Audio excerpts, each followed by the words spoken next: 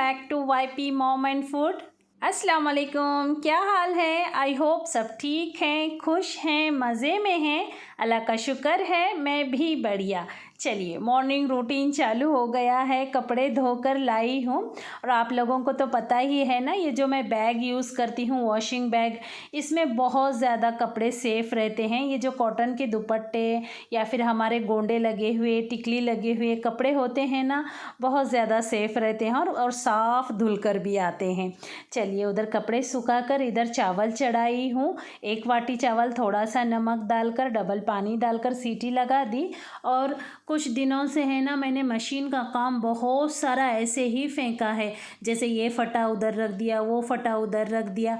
अब पादरी साहब की कमर में की सिलाई गई है, जिसे मैं अवॉइड नहीं कर सकती, और ये उनकी फेवरेट वाली पैंट है। तो मशीन को पोंछ पाछ के तेल वगैरह डालकर तैयारी कर ली थी। आ गई मैं इधर कपड़े सीने के लिए। पादरी साहब की पैंट सी ली, उसके बाद मेरी पैंट सी रही हूँ। पिछले दिनों में मैंने कई सारे आपको रेडीमेड ड्रेस लिए हुए बताई थी। मैं बिल्कुल आपको रेकमेंड नहीं करूँगी कि आप रेडीमेड कपड़े डेली यूज़ के लिए लें। अगर टॉप वगैरह लेते हैं, अपने से एक साइज़ बढ़ा लीजिए। जीन्स पैंट वगैरह ठीक है, पर डेली यूज़ के कपड़े हैं ना, बहुत कंफर्ट रहना चाहिए। और मेरे ये 4-6 जोड़ जो है ना, पहन के देख कर लाई, सो भी कंफर्ट नहीं थे। उल्टा इधर फट गए, उधर फट गए, इधर टाइट हो गए, उधर टाइट हो गए। और एक्चुअली मेरी भी तो गलती है ना, सुबह एक साइज़ होती हूँ, शाम में डबल साइज़ हो जाती हूँ, तो उस वजह से काफ़ी कपड़े मेरे ख़राब हो गए हैं। मतलब लेकर भी फ़ायदा नहीं, ऐसा हो गया है। चलिए, तो आप अगर स्वेलिंग का प्रॉब्लम है आपको, तो फिर आप डेली यूज़ के कपड़े लेकर ही सिलाएं। चलिए, उसी बीच में मैंने ज़ोहर की नमाज़ पढ़ ली और आज मैं प्याज की पत्ती बना रही हूँ। बड़े बड़े साइज़ के 3 प्याज कट कर लिए हैं। तेल डाला, प्याज को 1 मिनट तक अच्छे से भून लिया। मटन के 10-12 पीसेस को मिक्सी जार में जस्ट ग्रिक ग्रिक मतलब पल्स में पीस लिया है, क्योंकि पूरा बारीक ना हो, उसके चुइयाँ चुइयाँ जो रहे ना प्याज के जैसे, वो रहें बोलकर इतना परफेक्ट पीसा है। उसके बाद उसको भी अच्छे से 5-6 मिनट तक हाई फ्लेम पर भून लिया और उधर बर्तन लगाए, थोड़े से बर्तन धो लिए, दूसरे भी काम कर लिए। उसके बाद देखिए, आधा टमाटर, थोड़ा सा हरा धनिया, 2 चम्मच लाल मिर्च पाउडर, 1 चम्मच हल्दी पाउडर, आधा चम्मच अदरक लहसुन का पेस्ट डालकर, आधा चम्मच नमक डालकर वापस से गलने के लिए छोड़ दिया।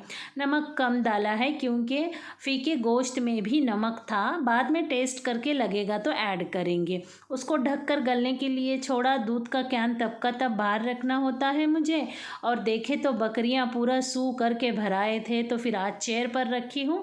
अभी मेरे हेल्पर को बोल दूँगी साफ़ करने के लिए, वो भी साफ़ कर लेगा। देखिए, अंदर आने तक ये बन गई पत्ती, जो मुझे बहुत पसंद है, बहुत ज़्यादा पसंद है। रोटी और चावल मैं इसी के साथ खाती हूँ।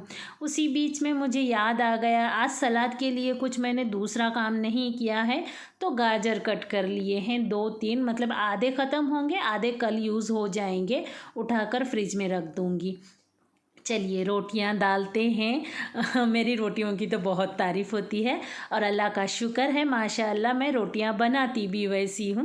वैसे तो आप सब लोग जो रेगुलर व्यूवर हैं उनको तो पता ही है, और कई लोग तारीफ़ भी करते हैं, जैसे अनीसा जी ने, और दूसरे तो जो नए हैं वो भी देखकर खुश हो ही जाते होंगे ना। कल एक कमेंट आया था मुझे रूमा जी का, मैं पढ़कर इतना खुश हो गई। एक्चुअली उन्होंने कमेंट किया था, बिल्कुल परफेक्ट वीडियो देखकर दिल खुश हो गया बोलकर। एक्चुअली मैं थोड़ा यूसुफ को लेकर परेशान हूँ भी, तो उनका कमेंट पढ़कर एकदम से मेरे चेहरे पे मुस्कुराहट आ गई, और कुछ देर के लिए मेरा जो टेंशन था ना, वो कहाँ गायब हो गया पता ही नहीं चला। अल्लाह का शुक्र है। देखिए, मेरे साथ व्यूवर कम जुड़ते हैं, पर जो भी जुड़ते हैं ना, माशाअल्लाह दिल से जुड़ते हैं। अल्लाह का शुक्र है, अल्लाह का शुक्र है। चलिए देखिए फूली फूली रोटियां बन गई और उसके बाद मैंने चटाई लगा दी और जस्ट दस्तर रख दिया है क्योंकि अभी पादरी साहब आए नहीं हैं, 2:30 बज रहे हैं।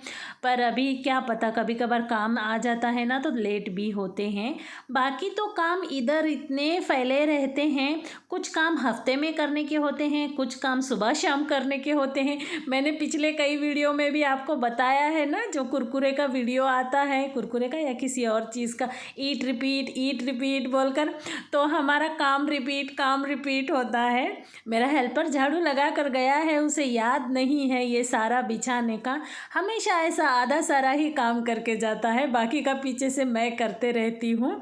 चलिए, कुछ वाइट लेस थी मेरे पास, सामने उसकी कलियाँ थी और पीछे लीफ में डिज़ाइन था, तो मैंने दोनों को अलग अलग कर लिया। इसके 2 चीज़ बना लिए।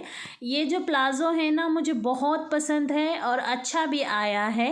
चलिए, पादरी साहब आ गए, आज एक पैंचा हो गया, आ गए, अब दूसरा चालू है। अंडे लाने के लिए दे दी और इधर पादरी साहब के साथ मैं भी खाना खा रही हूँ। पर मुझे बहुत लेट हो गया, खाने के बाद है ना मुझे बहुत ज़्यादा तकलीफ़ हो गई और पेट की भी तकलीफ़ हो गई और पादरी साहब से डांटी खा के थोड़ा बुरा भी लग गया, इतनी देर क्यों रुकी बोलकर। मुझे भूख नहीं लगी थी तो मैंने नहीं खाया, पर लगी तो भी नहीं लगी तो भी टाइम पर खाना था, पर पेट बहुत तकलीफ़ दिया।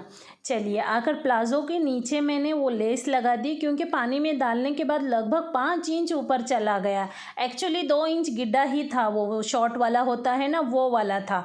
पानी में डालने के बाद तो इतना हो गया है कि नीचे से सॉक्स पहनना पड़ेगा। फिर उसको खोल के उतनी छोटी सी लेस लगा के उसको परफेक्ट कर दी। और पिछले दिनों मैंने अमेज़ॉन से एक ड्रेस ऑर्डर किया था कॉटन का, वो तो कपड़ा उतना अच्छा नहीं है और पैंट भी इतनी टाइट है, उसमें मियानी भी नहीं है और मुझे थाइज़ में भी टाइट हो रही है। तो माप लेकर मैंने देखिए लेस के अंदर एक कपड़ा लगाकर दोनों साइड से 2-2 2.5 इंच मैंने चौड़ा कर दिया है थाइज़ में और बीच में मियानी भी लगा दी है, क्योंकि कुछ एक महीने भी पहनूं तो भी परफेक्ट हो ना, उठने बैठने में तो तकलीफ़ ना हो, सुबह पहने तो शाम तक तो आंख पे रहे कपड़ा, इसीलिए इतना सब करती हूँ। अगर आप टेलरिंग जानते हैं तो थोड़ा बहुत रेडीमेड कपड़े ऑर्डर कर सकते हैं, पर मेरी मानो तो ऑनलाइन बिल्कुल ऑर्डर मत करो और डेली यूज़ के तो लेकर ही सिलाओ, उसमें ज़्यादा कंफर्ट होता है। चलिए, बारिश का लग रहा था मौसम, तो इसीलिए मैंने कपड़े लाकर अंदर रख दिए, थोड़े सूखे वाले कपड़े फैला दिए। उसके बाद मैंने दूसरा भी काम किया है, वो कल के वीडियो में आपको बताऊंगी क्योंकि एक ही वीडियो इतना लंबा हो जाएगा। बिग्गा हो क्या है? थोड़ा सा जोर आ रही बारिश। हाँ जी, देखेंगे। ठीक ठाक है, मतलब भीग जाते। अच्छी खासी है ना।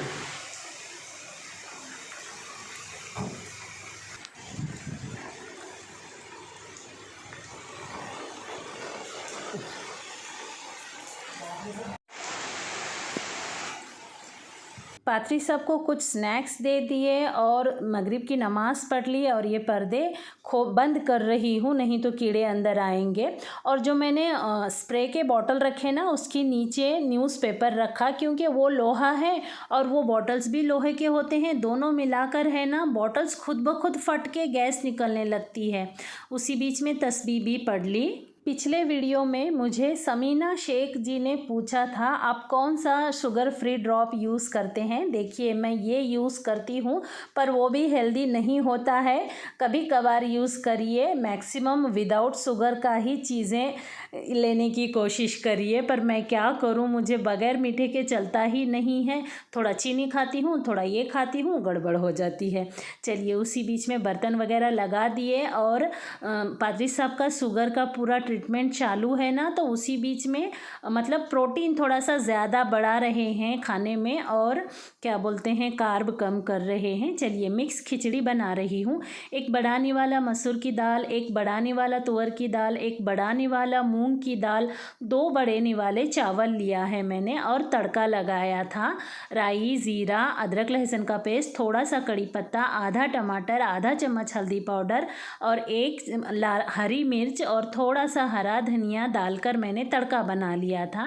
जितना चावल दाल होता है ना, उसका 3 गुना पानी डालना चाहिए। 4 सीटी के बाद आधा चम्मच नमक डाल दिया, और 4 सीटी के बाद ओपन कर लिया ना, उसके बाद नमक डाल दिया। ये हम लोग पतली पतली खाते हैं, तीखी तीखी मतलब घट घट खाने में अच्छी नहीं लगती। तेल वगैरह कम होता है और डाइट के हिसाब का होता है, तो तीखापन बिल्कुल कम रखना चाहिए। एक अंडा, थोड़ा सा अचार, जो पिछले दिनों में मैंने इसकी रेसिपी आपके साथ शेयर की है। माशाल्लाह आज खोली तो उसमें इतनी अच्छी हींग की स्मेल, इतना टेस्टी लग रहा था, जैसे देखिए अभी भी मेरे मुंह में पानी आ रहा है। बहुत परफेक्ट अचार बना है, मेरे चैनल पर अपलोड है, आप चाहें तो जाकर देख सकते हैं।